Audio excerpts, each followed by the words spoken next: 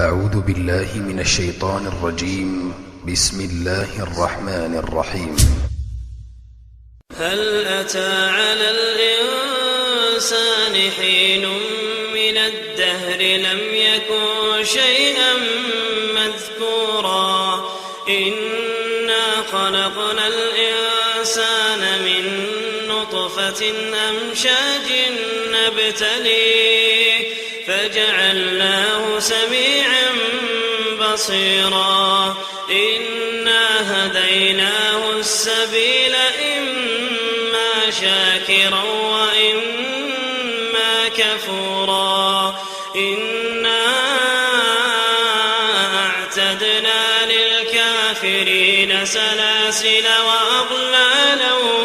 وسعيرا إن الأبرار يشربون من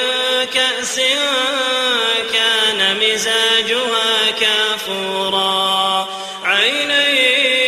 يشرب بها عباد الله يفجرونها تفجيرا يوفون بالنذر ويخافون يوما كان شره مستطيرا ويطعمون الطعام على حبه مسكينا ويتيما وأسيرا إنما نطعمكم لوجه الله لا نريد منكم جزاء ولا شكورا إنا نخاف من ربنا يوما عبوسا قمطريرا فوقاهم الله شر ذلك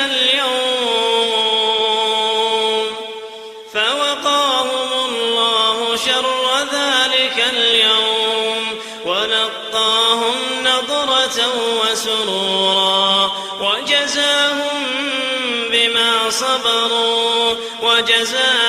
بما صبروا جنة وحريرا متكئين فيها على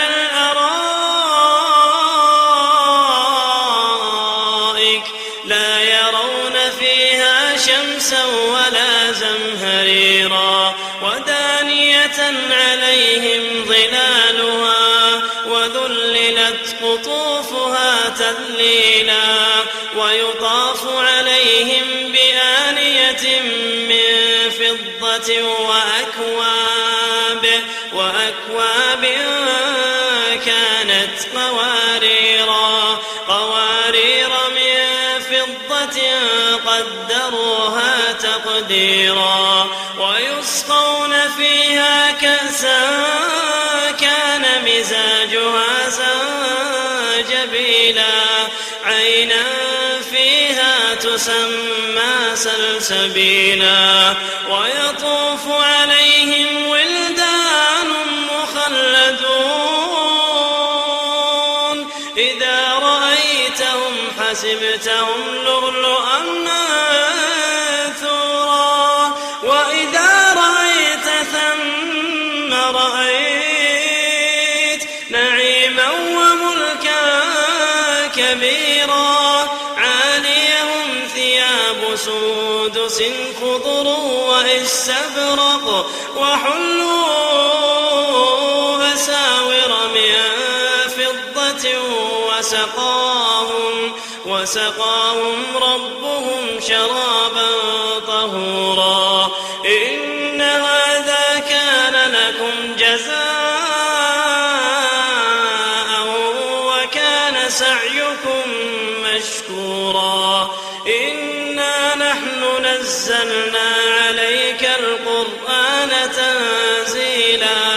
فاصبر لحكم ربك ولا تطع منهم آثما أو كفورا واذكر اسم ربك بكرة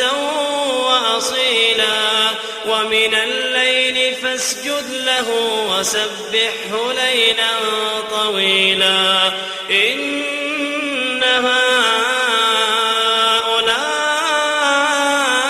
هؤلاء يحبون العاجلة ويذرون وراءهم